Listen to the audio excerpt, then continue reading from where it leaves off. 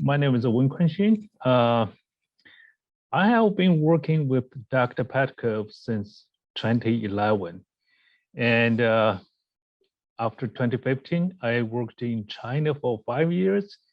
And then in 2020, I came back and joined Dr. Petkov's P20 Developmental Center. So this is the first time I talk on Caribou meeting. So my talk will be focused on the G protein coupled receptors. And this is the largest and the most diverse group of cell membrane receptors. And GPCRs play a role in a large area of functions in human body. And the GPCRs are the most prominent cell membrane proteins as pharmacological drug targets. Roughly over 30% of clinical drugs approved by FDA actually target GPCRs. So GPCRs play essential role in the bladder smooth muscle function. As we know, the most clinical receptors are needed for bladder void. Acetylcholine is the endogenous agonist. Beta-3 adrenergic receptor facilitated bladder smooth muscle relaxation during the bladder storage phase. And we know my background, a clinical compound, is the agonist of beta-3 receptor for treating overactive bladder. So we previously studied the beta-adrenergic receptor and the cyclin PK signaling in the regulation of bladder smooth muscle function. So what we found is the activation of beta-3 receptor relax bladder smooth muscle. If you inhibit the cyclin PK activity, actually you're going to increase the spontaneous contractility of the bladder smooth muscle strips. In contrast, if you inhibit PDE, which hydrolyzes cyclin P, you can relax the bladder smooth muscle. And this function of the cyclin P PK signaling is tightly related to BK channels, which is the large conductance voltage and calcium activated potassium channels. This channel activation can hyperpolarize detrusor smooth muscle, cause smooth muscle relaxation.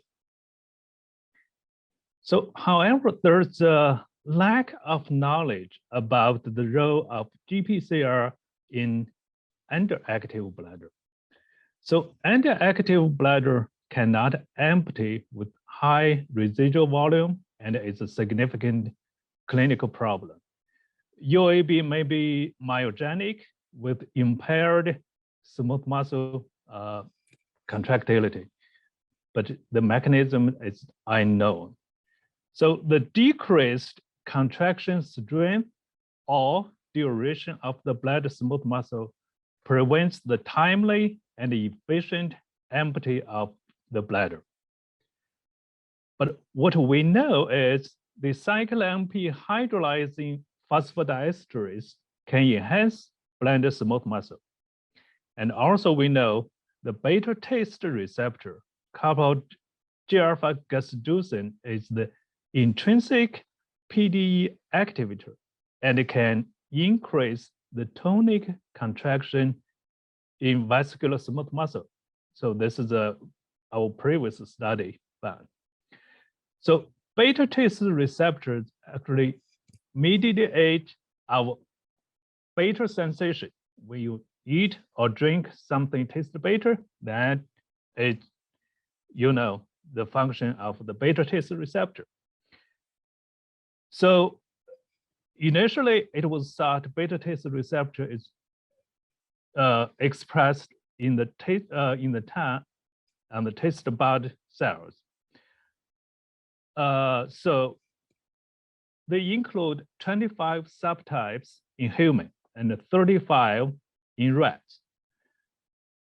the recent studies also shows the beta taste receptors expressed in tissues beyond taste bud, include bladder. So now I'm going to talk a little bit about the GPCR signaling. As we know, the beta adrenergic receptor activation increase adenocyclase activity, convert ATP to cyclic AMP and active pKa, which will cause bladder relaxation. So the question is that any of GPCRs can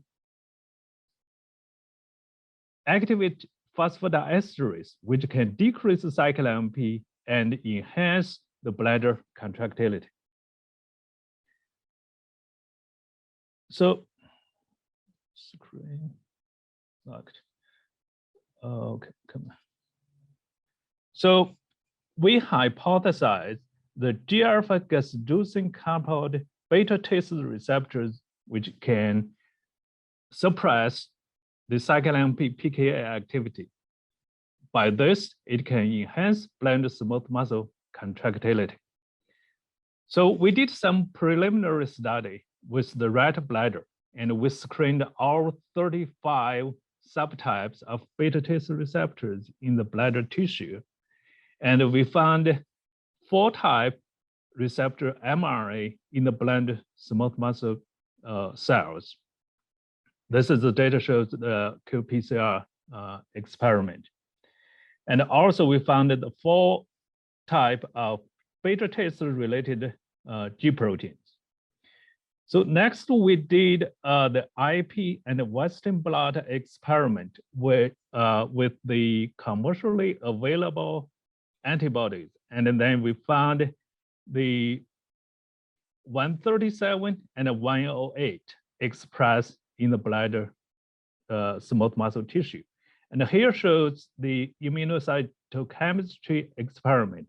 It shows 137 and gas-inducing are co-expressed in the bladder smooth muscle cells. And the analysis shows they are in close proximity between the gas-inducing and beta taste receptor 137. So next we did the functional study using the isometric tension recordings. And we saw the beta compound, definido. It's a beta taste receptor agonist, which increased the spontaneous physical contractions of the rat bladder smooth muscle tissue. It increased the contraction amplitude, duration, while it caused the decrease of the contraction frequency. So here, this experiment shows if you block the beta taste receptors with beta masking compound, and the definido lost its function in stimulating the bladder smooth muscle contraction. This suggests that the beta taste receptors was involved. So also we used the phosphodiesterase inhibitor, non-selective inhibitor IBMX, and PD3 and PD4 selective inhibitor combination. So if you inhibit the PDEs, you prevent the ability of definido to increase the bladder smooth muscle contractility. 1 minute warning. Okay. So next, we use the freshly isolated bladder smooth muscle cells and did patch clamp recording. It shows the definido inhibit the BK channel activity. And also we used another type of recording and it shows the definido reduced the spontaneous BK channel currents in the bladder smooth muscle cells. With the current clamp technique, and we show the definitor which inhibited activity beta T cell receptors depolarized the cell membrane, and which can lead into the increase of the contractility of the bladder smooth muscle. So we hypothesized the beta T cell receptor are expressed in the bladder smooth muscle. They can activate phosphodiesterase, suppress large conductance voltage, and calcium activated potassium channels, and thus increase bladder smooth muscle excitability and contractility. For this project, we are going to have two aims. First, we are going to determine the gene and protein expression profiles of the beta T cell receptor and related G proteins. And next, we're going to elucidate the beta T cell receptor mediated regulation of bladder smooth muscle excitability and contractility, investigate the underlying mechanism involving G proteins, PDE, and pKa signaling, and potassium channels. So this project will provide knowledge about GPCR in Antiactive bladder.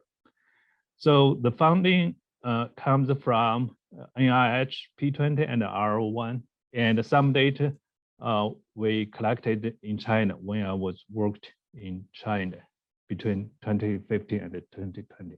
Thank you for your attention.